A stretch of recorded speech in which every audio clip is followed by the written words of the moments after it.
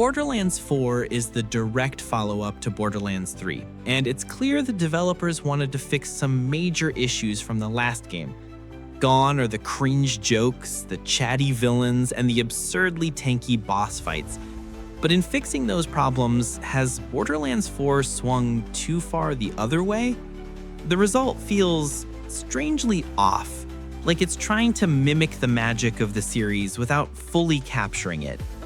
The core gameplay, the looting, the shooting, the chaos, is still there, and it's as satisfying as ever.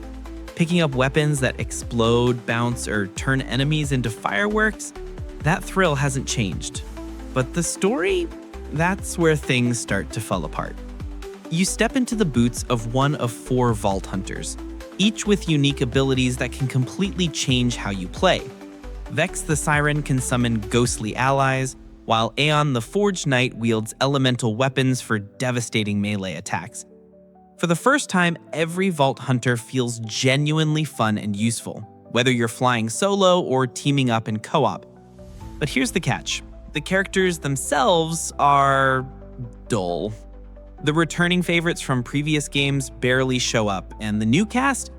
Two-dimensional at best. Rush is the strong guy with a heart of gold, Zadra is the shady scientist, and that's basically it. I didn't feel a thing when optional missions killed off their allies. Compare that to past characters like Claptrap, Tiny Tina, or Handsome Jack.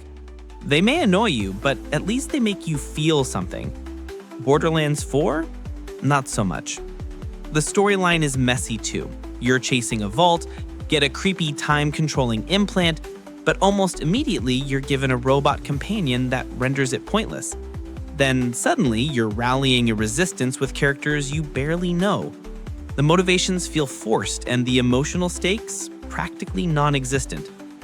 So why keep playing? Because the gameplay is still insanely fun. Each Vault Hunter has 3 skill trees, letting you craft a playstyle that suits your madness.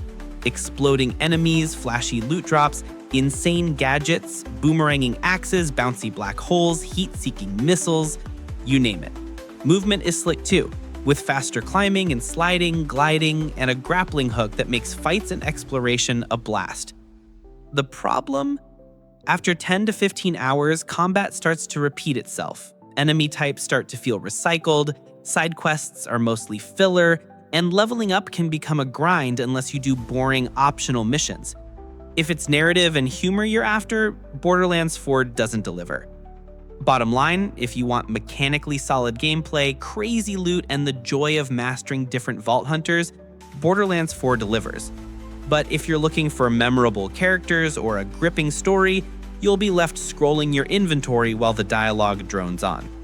Borderlands 4 is fun, it's chaotic, and it scratches that loot shooter itch.